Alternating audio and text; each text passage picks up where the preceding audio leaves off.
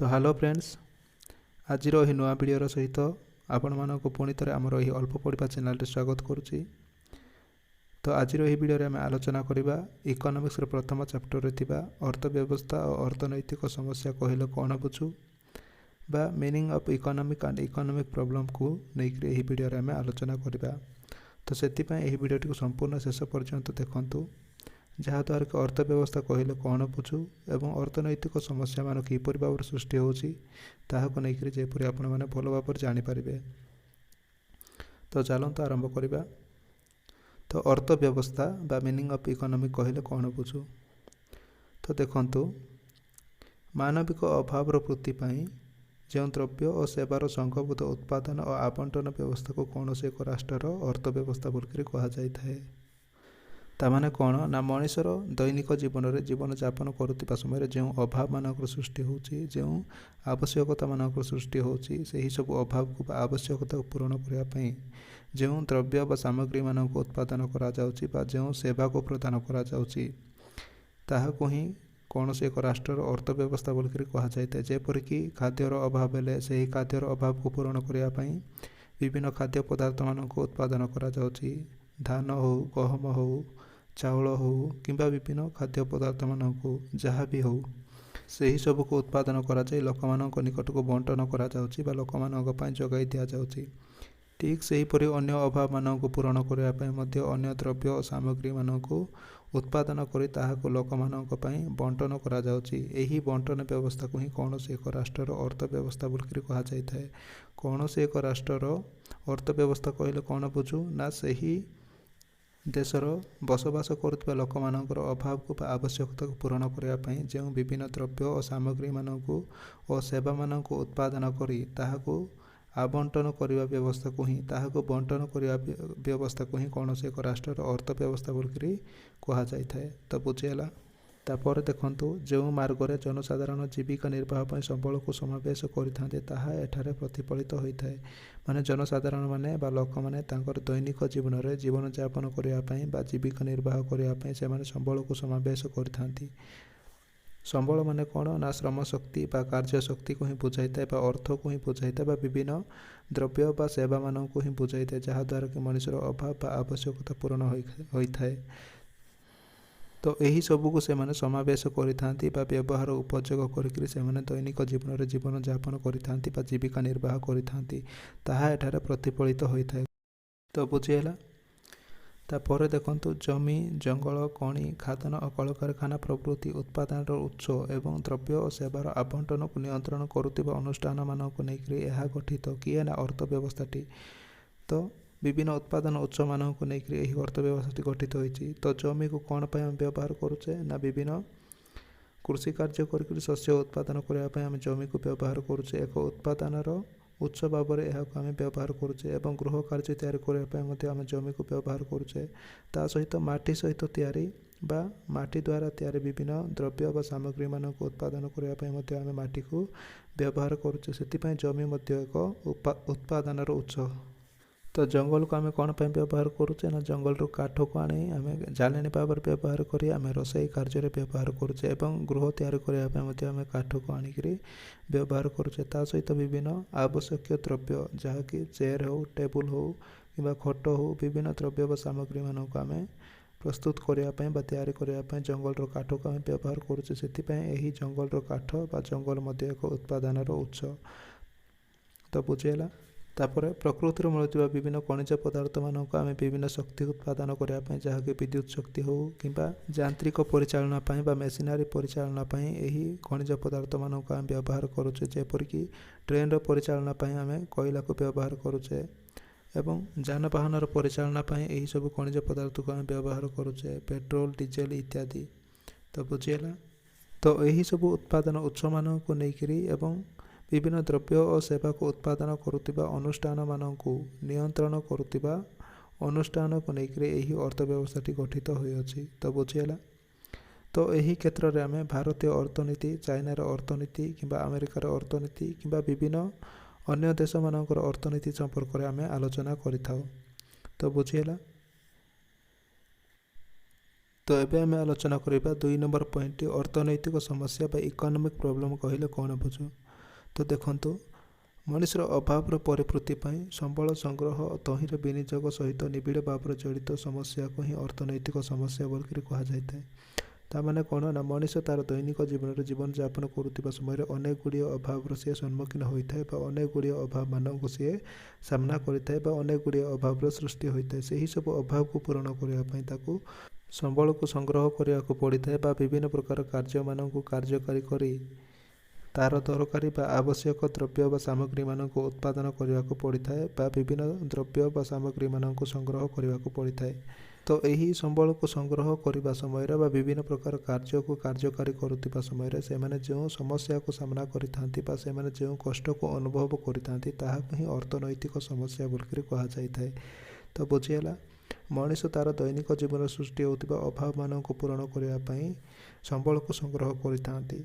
से ही संबल को संग्रह करुवा समय से जो विभिन्न प्रकार कार्य मान संपादन करते कार्यकारी करते से ही कार्य करुवा समय से जो समस्या को सामना करते कष्ट अनुभव करते विभिन्न प्रॉब्लम को से फेस करते से ही प्रॉब्लम टी को ही इकोनॉमिक प्रॉब्लम बा अर्थनैतिक समस्या बोल कह जाए।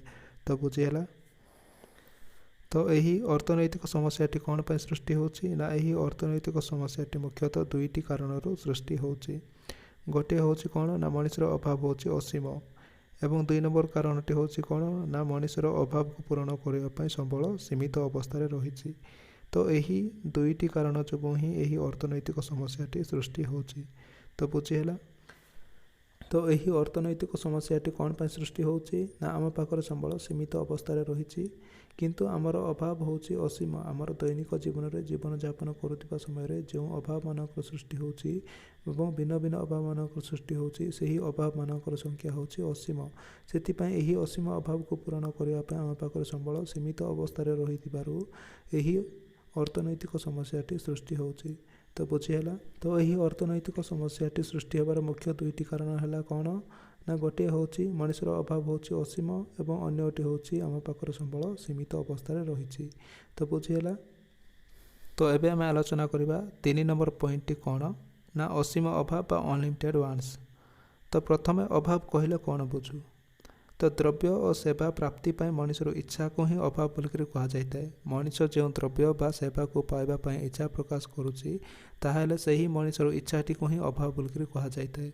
मनकर मो इकोनॉमिक्स बहीटी को किणवाई इच्छा प्रकाश करुच्ची ताहले से ही इकोनॉमिक्स बही को किणवार इच्छा को ही मोर अभाव बोल कह जाए। तो बुझीगला तो यही अभाव हूँ असीम बा सीमाहीन। मनुष्य तार दैनिक जीवन में जीवन यापन करुवा समय अनेक गुड़िया द्रव्य बा सेवा मान से पाइबा इच्छा प्रकाश करता है से मनुष्यर अभाव हूँ असीम। तो यही अभाव सृष्टि होबार मुख्य कारणटी कौन ना मनुष्यर इच्छा शक्ति ही अभाव सृष्टि होबार मुख्य कारण। तो बुझीगला तो लिखाई देखो यह मानवीय इच्छार सर्वप्रधान और सर्वप्रथम वैशिष्ट्य अटे। मनुष्य तार दैनिक जीवन में जीवन यापन करुवा समय जो सब अभाव सृष्टि होची से ही सब अभाव मुख्य कारण हूँ कौन ना मनुष्यर इच्छा। मनुष्यर इच्छा शक्ति ही यही सब अभाव सृष्टि होबार मुख्य कारण। तो बुझीगला तले लिखाई देखो गोटे अभाव परितृप्त हो सारे आउ गोटे अभाव आसिक उद्रेक होता है सेटा पूरण हो सारे पुणी अन्य एक अभाव आसिक आविर्भाव होता है बा सृष्टि होता है। मनकर गोटे मनुष्यर चप्पल अभाव रही से चप्पल को किण चप्पल को किणी सारापर पुणी ताको इच्छा हे जे ड्रेस किणापी तो पुणी से ड्रेस टी को किण से ही ड्रेस टी को किणी सारापर पुणी ताको इच्छा हे जे वाच किणापी बा घंटा को किणापी तापर पुणी से ही घंटा टी किणी सारापर ताको पुणी अन्य एक अभाव आसिक सृष्टि हेबो। तो यहीपरि भाव में गोटे अभाव परितृप्त हो सारापर गोटे अभाव परिपूरण हो सारापर अन्य एक अभाव आसिक उद्रेक होता है सृष्टि होता है। तो बुझीगला तापर देखो समय परिवर्तन यही अभाव संख्या वृद्धि पाइबार लगे। मनुष्य तार दैनिक जीवन में जीवन यापन करुवा समय जो अभाव मानक सृष्टि होची ताहा समय अनुसार परिवर्तन होता है। मनुष्य समय अनुसार परिवर्तन होता है मनुष्यर अभाव समय अनुसार परिवर्तन होता है। से यही अभाव मानकर संख्या वृद्धि पाइबार लगे से मनुष्य को एक अभाव एक बीड़ा बोल कह जाए। तो बुझीगला तापर एबे आम आलोचना करवा चारि नंबर पॉइंट दुष्प्राप्य संबल बा स्कार्सिटी ऑफ रिसोर्सेस। तो दुष्प्राप्य माने होची कौन ना स्वल्पता बा कम परिमाण संबल को लेकर एबे आमे आलोचना करिबा। तो देखंतु मानवीय अभाव गुड़िक होची असीम। मनुष्यर दैनिक जीवन जीवनयापन करुवा समय जो अभाव मानकर सृष्टि होची सेही सब अभाव मानकर संख्या होची कौन ना असीम। दैनिक जीवन में भिन्न भिन्न अभाव मानक सृष्टि होता है एवं अनेक गुड़िया अभाव मानक सृष्टि होता कारण मनुष्यर अभाव होची असीम। मात्र यही असीम अभाव को परितृप्त करने आम पाखर संबल सीमित अवस्था रही ससीम अवस्था रही। यही सब अभाव को पूरण करने जहाँ भी मनुष्यर दैनिक जीवन सृष्टि होता भिन्न भिन्न अभाव मान पूरण करने आम पाखर संबल सीमित अवस्था रही। तो यही सीमित संबल को व्यवहार उपयोग करी आमे आमर दैनिक जीवन सृष्टि होता समस्त अभाव को पूरण करिपरिबा नाही। तो बुझीगला। तापर देखंतु यही संबल अर्थ श्रम बा अन्यान्य मानविक और प्राकृतिक संबल हो पारती। संबल कौन हो पारती ना संबल अर्थ हो पारे, श्रम हो पारे बा विभिन्न लोक मानकर कार्य मध्य हो पारे जहाँ भी मनुष्यर अभाव को बा आवश्यकता को पूरण करुवा द्रव्य बा सामग्री मध्य हो पारे एवं प्राकृतिक संबल मध्य हो पारती। प्रकृतिर मिलुवा विभिन्न द्रव्य बा सामग्री मानक आमे संबल बोली विवेचना करिथाउ। तो यही सब संबल सीमित अवस्था रही जहाँद्वारा कि मनुष्यर समस्त अभाव को आमे पूरण करिपरिबा नाही। तो बुझीगला। तो लिखाई देखंतु संबल सीमित कहले आमे कौन बुझू ना यार चाहिदा तुलन जगणार स्वल्पता को ही बुझी था। माने जेतिकी आमर आवश्यकता रही जेतिकी आमर अभाव रही ताटारो कम परिमाण संबल को ही सीमित संबल कहा जाए। माने जेतिकी दरकार रही ताटारो कम परिमाण संबल को ही स्वल्पता संबल बोल कहा जाए बा स्कार्सिटी ऑफ रिसोर्सेस बोल कहा जाए। तो यही दुष्प्राप्य संबल जो ही आमर अर्थनैतिक समस्याटी उद्भव होची बा सृष्टि होची कौन पाई ना आम पाखर संबल सीमित अवस्था रही किंतु आमर अभाव मानकर संख्या होची असीम। सेतिपाई यही सब असीम अभाव को पूरण करने आम पाखर संबल सीमित अवस्था रही यही अर्थनैतिक समस्याटी सृष्टि होची। तो बुझीगला। तो एबे आमे आलोचना करबा लास्ट पॉइंट 5 नंबर पॉइंट विकल्प व्यवहार और चयन समस्या। विकल्प माने होची कौन ना अनेक अनेक व्यवहार रही बा अनेक दरकार रही और चयन समस्या को लेकर एबे आमे आलोचना करबा। तो देखंतु सीमित संबलर अन्य एक चारित्रिक वैशिष्ट्य है कौन ना से गुड़िकर विकल्प व्यवहारक्षम। माने कौन जेपरिक गोटे उदाहरण नेबा मो पाखर अच्छी 500 टଙ୍କା तो सही 500 टଙ୍କାର मु क्यों क्यों द्रव्य व सामग्री मानक किनिबी कहीं ना मोर अभाव होची अनेक जेपरिक मो बहीर अभाव रही खातार अभाव रही पेन्र अभाव रही चप्पलर अभाव रही ड्रेसर अभाव रही से मो पाखर 500 टଙ୍କା को किपर भाव में व्यवहार उपयोग करी किपर भाव में विनियोग करी जहाँद्वारा कि मोर अति आवश्यकता अति गुरुत्वपूर्ण द्रव्य बा सामग्री मानकर अभाव को मु पूरण करि। तो बुझीगला। मो पाखर सीमित अवस्था रही 500 टଙ୍କାର अनेक व्यवहार रही विकल्प व्यवहार रही। तो यही सीमित अवस्था रही 500 टଙ୍କା को मुझे किपर भाव में खर्च करी ताहाको मु निर्णय करी क्यों द्रव्य और सामग्री मानक किनिबी जहाँफल कि मो अधिक अधिक मोर आवश्यकता को बा अभाव को मोर पूरण करि। तो यही चयन समस्याटी कौन पर सृष्टि होची ना मोर अभाव होची असीम एवं मो पाखर संबल सीमित अवस्था रही सेतिपाई कहिकरी यही चयन समस्याटी सृष्टि होची कौन पाई ना यही सीमित संबलर विकल्प व्यवहार रही सेतिपाई यही समस्याटी सृष्टि होची। तो बुझीगला। सेतिपाई रॉबिन्स अर्थशास्त्र को चयन विज्ञान आख्या देइछंती अर्थात अर्थशास्त्र दुईटी मौलिक समस्या रही। सेतिपाई लियोनेल रॉबिन्स कौन कही ना यही अर्थशास्त्र एक चयन विज्ञान बोलकर से तांकर संज्ञा से उपस्थापन करथिले बा तांकर संज्ञा से प्रकाश करथिले। तो बुझीगला।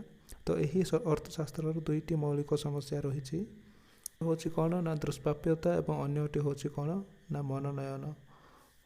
दुष्प्राप्यता माने होची कौन ना स्वल्पता बा कम परिमाण को ही बुझाई था एवं मनोनयन माने होची कौन ना चॉइस बा बाछिबा अर्थ को ही बुझाई थाए। तो बुझीगला। तो देखो लिखाई आग्रा दीखार भित्तिरे ଅଭାବର ଚୟନ ଦ୍ୱାରା ସୀମିତ ସମ୍ବଳରୁ ସର୍ବାଧିକ ଉପଯୋଗିତା ଲାଭ କରିବା ହିଁ ଅର୍ଥଶାସ୍ତ୍ରର ପ୍ରଧାନ ସମସ୍ୟା। ମାନେ କ'ଣ ନା ଆମର ଯେତିକି ବି ଅଭାବ ରହିଛି, ଯେତିକି ଆବଶ୍ୟକତା ରହିଛି, ସେହି ସବୁ ଅଭାବମାନଙ୍କ ମଧ୍ୟରୁ ସମସ୍ତ ଅଭାବ ସମାନ ଗୁରୁତ୍ୱ ବହନ କରିନଥାନ୍ତି। ସେଥିପାଇଁ ଯେଉଁ ଅଭାବମାନଙ୍କର ଅତି ଆବଶ୍ୟକତା ରହିଛି, ଅତି ଗୁରୁତ୍ୱପୂର୍ଣ୍ଣ ରହିଛି, ସେହିପରି ଅଭାବମାନଙ୍କୁ ଆମେ ଏହି ସୀମିତ ସମ୍ବଳକୁ ବ୍ୟବହାର ଉପଯୋଗୀ ଆମର ଅଭାବକୁ ବା ଆବଶ୍ୟକତାମାନଙ୍କୁ ଆମେ ପୂରଣ କରିବା। ଯାହା ଅତି ଗୁରୁତ୍ୱପୂର୍ଣ୍ଣ ରହିଛି, ଯାହା ଅତି ଆବଶ୍ୟକତା ରହିଛି, ସେହିପରି ଅଭାବକୁ ବା ଆବଶ୍ୟକତାମାନଙ୍କୁ ଆମେ ପୂରଣ କରିବା। ତ ବୁଝିହେଲା। ତାପରେ ଦେଖନ୍ତୁ, ଏହି ସମସ୍ୟା ପୃଥିବୀର ପ୍ରତ୍ୟେକ ଅର୍ଥ ବ୍ୟବସ୍ଥାରେ ଦୃଷ୍ଟିଗୋଚର ହୋଇଥାଏ। ମାନେ କ'ଣ ନା ଏହି ଅର୍ଥନୈତିକ ସମସ୍ୟାଟି କ'ଣ ପାଇଁ ପ୍ରତ୍ୟେକ ରାଷ୍ଟ୍ରର ଅର୍ଥ ବ୍ୟବସ୍ଥାମାନଙ୍କର ଦୃଷ୍ଟିଗୋଚର ହେଉଛି ନା ଆମ ପାଖରେ ସମ୍ବଳ ସୀମିତ ଅବସ୍ଥାରେ ରହିଛି ଏବଂ ଆମର ଅଭାବ ହେଉଛି ଅସୀମ। ମଣିଷର ଦୈନିକ ଜୀବନରେ ଜୀବନଯାପନ କରୁଥିବା ସମୟରେ ଅନେକ ଗୁଡ଼ିଏ ଅଭାବର ସୃଷ୍ଟି ହୋଇଥାଏ। ତ ସେହି ସବୁ ଅଭାବକୁ ପୂରଣ କରିବା ପାଇଁ ଆମ ପାଖରେ ସମ୍ବଳ ସୀମିତ ଅବସ୍ଥାରେ ରହିଛି। ତ ସେଥିପାଇଁ ଏହି ଅର୍ଥନୈତିକ ସମସ୍ୟାଟି ପ୍ରତ୍ୟେକ ଅର୍ଥ ବ୍ୟବସ୍ଥାରେ ସୃଷ୍ଟି ହୋଇଥାଏ ବା ଦେଖା ଦେଇଥାଏ। ତ ବୁଝିହେଲା। ତ ଦେଖନ୍ତୁ, ପୁଞ୍ଜିବାଦୀ ହେଉ କିମ୍ବା ସମାଜବାଦୀ ଅର୍ଥ ବ୍ୟବସ୍ଥା ହେଉ କିମ୍ବା ମିଶ୍ରିତ ଅର୍ଥ ବ୍ୟବସ୍ଥା ହେଉ, ପ୍ରତ୍ୟେକ ରାଷ୍ଟ୍ର ସୀମିତ ସମ୍ବଳରୁ ସର୍ବାଧିକ ଅଭାବକୁ କିପରି ଭାବରେ ସେମାନେ ପରିପୂରଣ କରିପାରିବେ ବା ତାଙ୍କର ଅଭାବକୁ କିପରି ଭାବରେ ଅଧିକରୁ ଅଧିକ ପୂରଣ କରିପାରିବେ, ତାହାକୁ ନେଇକରି ସେମାନେ ସଦାସର୍ବଦା ଚେଷ୍ଟା କରିଥାନ୍ତି। ତ ବୁଝିହେଲା। ତ ଏହି ସବୁକୁ ହିଁ ଅର୍ଥ ବ୍ୟବସ୍ଥାର ମୌଳିକ ସମସ୍ୟା ବୋଲିକରି କୁହାଯାଇଥାଏ। ତ ବୁଝିହେଲା।